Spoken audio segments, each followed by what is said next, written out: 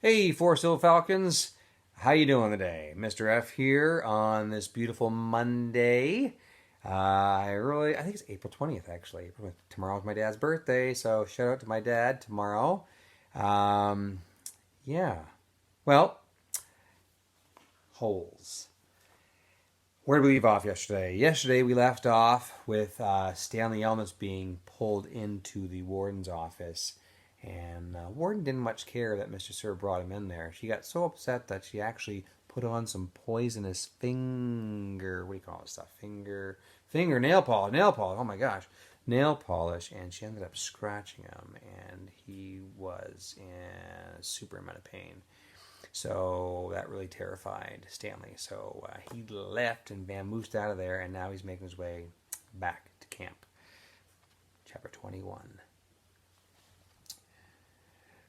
It was a long walk back to his hole, and Stanley looked out through the haze of heat and dirt at the other boys, lowering and raising their shovels. Group D was the furthest away. He realized that, once again, he would be digging long after everybody else had quit. He'd hoped he'd finish before Mr. Sir recovered. He didn't want to be out there alone with Mr. Sir. "He won't die," the warden had said. "Unfortunately for you." Walking across the desolate wasteland, Stanley thought about his great-grandfather. Not the pig stealer, but the pig stealer's son. The one who was robbed by Kissin' Kate Barlow. He tried to imagine how he must have felt after Kissin' Kate had left him stranded in the desert. It probably wasn't a whole lot different from the way he himself felt now. Kate Barlow had left his great-grandfather to face the hot, barren desert. The warden had left Stanley to face Mr. Sir. Somehow his great-grandfather had survived for 17 days before he was rescued by a couple of rattlesnake hunters. He was insane when they found him. When he was asked how he lived so long, he said he found refuge on God's thumb. He spent nearly a month in a hospital, and he ended up marrying one of the nurses. Nobody ever knew what he meant by God's thumb, including himself. Stanley heard a twitching sound. He stopped. In mid-step, with one foot still in the air, a rattlesnake lay coiled beneath his foot. Its tail was pointed upward, rattling. Stanley backed his leg away, then turned and ran. The rattlesnake didn't chase after him. It had rattled its tail to warn him to stay away. "Thanks for the warning," Stanley whispered as his heart pounded. The rattlesnake would be a lot more dangerous if it didn't have a rattle. "Hey, caveman," called Armpit. "You're still alive, man?" "What'd the warden say?" asked X-Ray. "What'd you tell her?" asked Magnet. "I told her I stole the seeds," said Stanley. "Good going," said Magnet. "What'd she do?" Stanley shrugged one shoulder. "Nothing. She got mad at Mr. Sir for bothering her." He didn't feel like going into details. If he didn't talk about it, then maybe it didn't happen. He went over to his hole, and to his surprise, it was nearly finished. He stared at it, amazed. It didn't make any sense. Or perhaps it did. He smiled. Since he had taken the blame for the sunflower seeds, he realized the other boys had dug his hole for him. "Hey, thanks," he said. "Don't look at me," said X-Ray. Confused, Stanley looked around, from Magnet to Armpit to Zigzag to Squid. None of them took credit. Then he turned to Zero, who had been quietly digging in his hole since Stanley's return. In Zero's hole, well, it was a lot smaller than all the others. Chapter 22.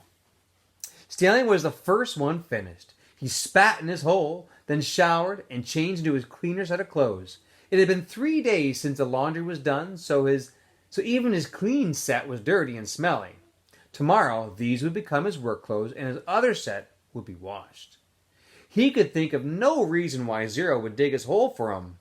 Zero didn't even get any sunflower seeds. "I just guess he likes to dig holes," Armpit said. "He's a mole," Zigzag had said. "I think he eats that dirt."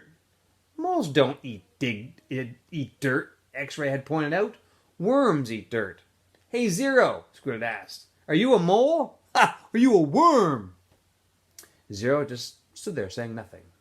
Stanley never even thanked him, but now he sat in his cot and waited for Zero to return from the shower room. Thanks, he said as Zero entered the room, entered through the tent flap. Zero glanced at him, then went over to the crates, where he deposited his dirty clothes and towel. Why'd you help me, though? Stanley asked. Zero turned around. Man, you didn't steal those sunflowers. Well, so? You didn't either, said Stanley. Zero stared at him. His eyes seemed to expand, and it was almost as if Zero was looking right through him. You didn't steal those sneakers either, did you? He said. Stanley just said nothing. He watched Zero walk out of the tent. If anybody had X-ray vision, it was Zero. Wait, he called and hurried out after him. Zero had stopped just outside the tent, and Stanley almost ran into him. I'll try to teach you to read if you want, Stanley offered. I don't know how to teach, and I'm a little bit worn out right now since you... sorry. I don't know if I know how to teach, but I'm not that worried, worn out today since you dug my hole. A big smile spread across Zero's face. They returned to the tent, where they were less likely to be bothered. Stanley got his box of stationery and a pen out of his crate, and they sat on the ground. Do you know the alphabet? Stanley asked. For a second, he thought he saw a flash of defiance in Zero's eyes, but then it passed. I think I know some of it, Zero said. A, B, C, D. Keep going, said Stanley. Zero's eyes looked upward. E, F, said Stanley. G, said Zero. He blew out some air out of the side of his mouth. H, I, K, P, H, I, J, K, L, Stanley said. Oh, right. That's right, said Zero. I've heard it before. I just don't have it memorized exactly. That's all right, said Stanley. Here, I'll say the whole thing just to kind of refresh your memory. Then you could try to say it. He recited the alphabet for Zero. Then Zero repeated it without making a single mistake. Not bad for a kid who'd never seen Sesame Street. Well, I've heard it before somewhere, Zero said, trying to act like it was nothing, but his big smile gave him away. The next step was harder. Stanley had to figure out how to teach him how to recognize each letter. He gave Zero a piece of paper and took a piece of paper for himself. I guess we'll start at the beginning. A. He pointed to a capital A. Then Zero copied it on a sheet of paper. The paper wasn't lined, which made it more difficult, but Zero's A's weren't that bad. Just a little big. Stanley told him he needed to write smaller, or else they'd run out of paper real quick. So Zero did his best to print smaller. Actually, there are 2 ways to write each letter, Stanley said. As he realized this, was going to be a little bit harder than he thought. That's the capital A I just taught you. But usually you'll see a small a too.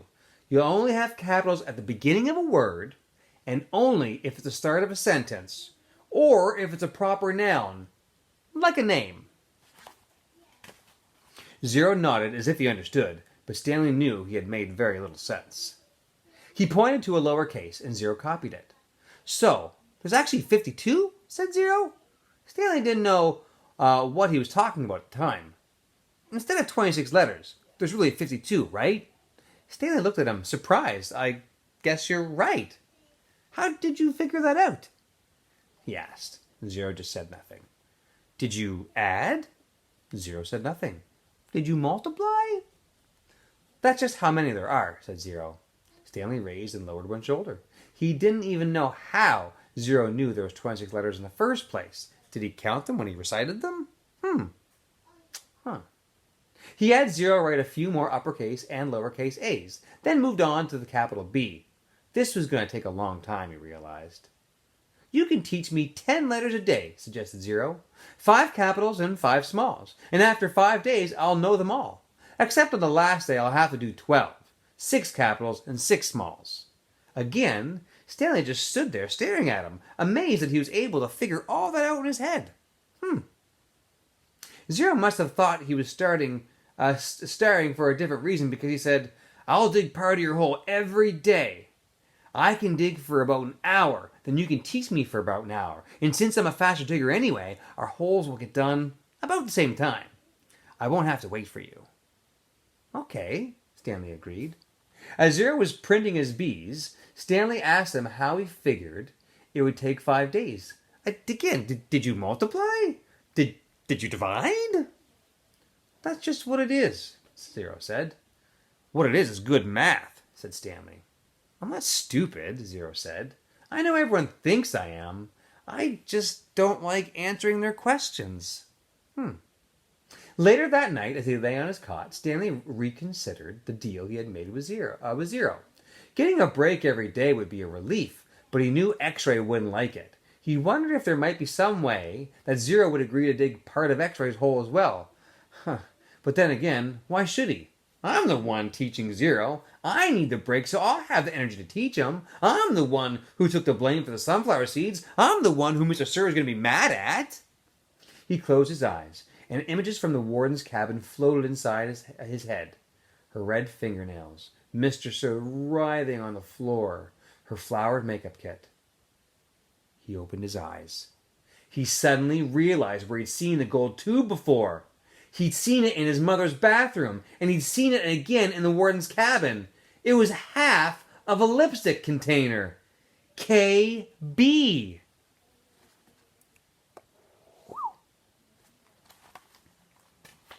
KB? He felt a jolt of astonishment. His mouth silently formed the shape of the name Kate Barlow, as he wondered if it really could have belonged to the kissin' outlaw.